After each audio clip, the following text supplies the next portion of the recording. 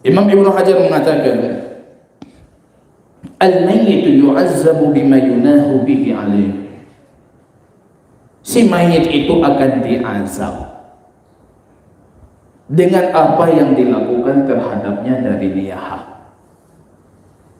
Teriakan kita ahli bait dengan tangisan berdasarkan hadis ini, itu diazab ahli kuburnya.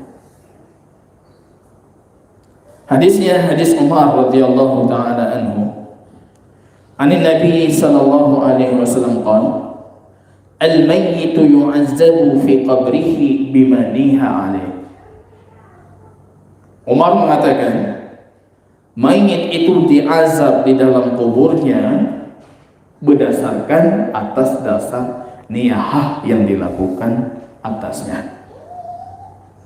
Secara pemaknaan hadis ini artinya paling kurang misalnya kita mengatakan bukan niyahah yang berat, ada menangis saja dengan suara keras, mengangkat suara dalam tangisan ketika wafat suami kita, wafat anak kita, itu sudah menjadikan ahli kubur itu diazab.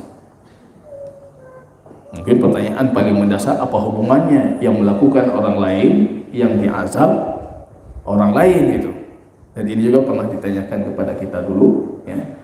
Nah, kenapa bisa kami yang diazab dalam kubur padahal yang melakukan anak-anak kami? Saya dulu menjawab, saya mengatakan karena ada sebab baik dengan cara kita berwasiat sehingga anak kita melakukan, atau ilmu yang kita miliki kita tidak mengajarkan kepada mereka untuk tidak melakukan, padahal kita tahu tradisi masyarakat kita pasti akan melakukan. Kita membiarkan secara kesengajaan, ini menjadikan kita sebab larangan itu dilakukan dan kita sebab untuk diazab. Hadis ini pernah didengar oleh Aisyah radhiyallahu taala anhu dari mulutnya Ibnu Umar, Abdullah Ibnu Umar. Abdullah Ibnu Umar itu julukannya ataupun kunyahnya Abu Abdurrahman. Aisyah ketika mendengar hadis ini mengingkari dengan keras. Mengatakan akhta, ghafila Abu Abdurrahman. Itu Abu Abdurrahman, Abdullah itu udah salah. Kesalahannya apa? Kata Aisyah, fa'innahu yatahaddatsu bima yasma'. Dia apapun yang dia dengar dia sampaikan. Di mana salahnya? Aisyah mengatakan hadis itu marrat ala Nabi sallallahu alaihi wasallam janazah Yahudiyyin. Ada jenazah orang Yahudi lewat di depan baginda Rasul, diikuti oleh tangisan keluarga si Yahudi ini, ahli keluarganya. Jadi kata Aisyah itu sebab urut hadisnya bukan seperti yang dipahami oleh Ibnu Umar. Hadis itu jenazah orang Yahudi lewat di depan baginda Rasul, ahli keluarganya itu menangis. Rasul mengatakan, antum tabkun wa huwa mu'adzabu fi qabrihi. Kalian menangis tapi dia itu akan diazab dalam kuburnya. Aisyah memahami ini azabnya enggak ada hubungan dengan tangisannya. Azabnya ini karena dia Yahudi. Aisyah menyalahkan Abu Abdurrahman Ibnu Umar. Padahal ketika kita telusuri hadis ini, banyak sekali para sahabat yang meriwayatkan, bukan sebatas Abu Abdurrahman. Kalau versi kita ini ada Umar ibn Khattab, sebelumnya nanti ada Mughirah ibn Syu'bah, Ibnu Abbas. Banyak para sahabat baginda Rasul dari kalangan para ulama mereka meriwayatkan hadis dengan makna yang serupa. Jadi yang lebih mendekati kita mengatakan dia bisa diazab kalau dia itu sebabnya. Sebab itu dilakukan dalam tradisi kita dan pasti akan dilakukan. Ketika kita membiarkan, tidak menitipkan wasiat untuk tidak dilakukan, kemungkinan besarnya akan dilakukan. Kita itu bagian dari sebab kenapa itu bisa terjadi. Maka cegah. Kalau bukan sampai ke tingkat misalnya kita mengajarkan anak-anak kita, keluarga kita di rumah, apa seharusnya dilakukan untuk si mayit, apa yang tidak boleh dilakukan. Paling kurang kita berwasiat atas nama diri kita, kalau saya yang wafat jangan lakukan ini, jangan ini, harus seperti ini, supaya kita tidak menjadi sebab.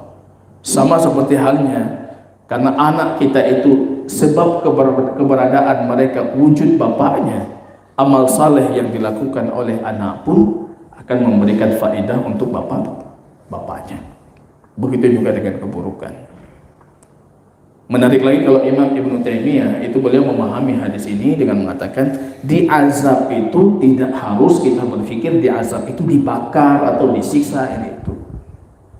Karena azab itu ya tidak nyaman saja itu sudah dikategorikan azab. Nah, itu mungkin lebih selamat kita pahami konteks hadisnya. Karena baginda Rasul, kata Imam Ibnu Taimiyah dalam hadis yang lain mengatakan fa innas safaru qit'atun minal azab. Perjalanan jauh, safar itu bagian dari azab, kata Rasul. Ya, tidak nyaman kita, tidak merasa aman, tidak merasa nyaman, ada kekhawatiran, itu azab. Maka kita pahami dalam hadis ini di azab ahli kubur, ya jangan kita pikir di azab disiksa ini, itu kata beliau, di azab itu dia akan berada dalam kondisi ketidaknyamanan. Ini bisa juga kita pahami demikian. Kenapa demikian? Karena seharusnya ahli kubur ketika sudah masuk ke dalam kubur, yang dia tunggu dari keluarganya itu doanya, istighfarnya. Tapi tiba-tiba yang datang kepada dia itu amalan ahli keluarganya yang menyelisihi apa yang Allah, petunjuk Allah. Akhirnya dia tidak merasa nyaman. Akidah kita selalu saya tegaskan, akidah kita ahli kubur itu bisa merasakan kebaikan, ketaatan yang dilakukan oleh keluarganya, itu akan memberikan rasa kenyamanan untuk ahli kubur dalam kuburnya. Begitu juga dengan kemaksiatan, keburukan yang dilakukan ahli keluarganya, itu ahli kubur akan merasakannya. Dia akan senang dengan kebaikan, ketaatan keluarganya, dan dia akan sedih, akan merasa tidak nyaman dengan keburukan dan maksiat keluarganya. Ini bisa kita pahami konteks hadis ini. Di azab itu dalam kondisi bukan azab yang dimaksud, yaitu azab yang kita pahami itu dibakar, disiksa ini itu, tapi azab ketidaknyamanan. Mungkin barangkali kalau sekiranya niyahah itu dilakukan atas wasiat kita, atas petunjuk kita, dan kita sebab niyahah itu dilakukan, itu azabnya akan naik, bukan dari sisi ketidaknyamanan saja, itu bisa naik. Ya, kita sama berhukum seperti pelaku di sini, karena kita yang suruh, kita yang berwasiat, kita yang menganjurkan, ataupun kita yang sama sekali tidak menggubris dan tidak mengajarkan mereka untuk tidak melakukan. Ini bisa naik level azab itu, bukan cuma sebatas ketidaknyamanan, tapi bisa sampai ke tahap diazab dalam makna yang kita pahami itu. Artinya niyahah itu bukan yang diharapkan oleh ahli mayit. Jangan pernah berpikir ketika kita wafat disebutkan kebaikan kita di atas muka bumi ini, kemudian kita merasa nyaman di sana. Bukan seperti itu. Kalau sudah di sana, yang kita tunggu cuma ketaatan yang diridhoi. Ketaatan yang diridhai. Kalau justru yang kita tunggu ketaatan, yang datang itu kemaksiatan kepada Allah, tradisi-tradisi yang tidak sesuai dengan petunjuk baginda Rasul, itu akan membuat kita dalam kondisi paling kurang tadi kita mengatakan tidak nyaman, atau bahkan bisa sampai ke tahap diazab.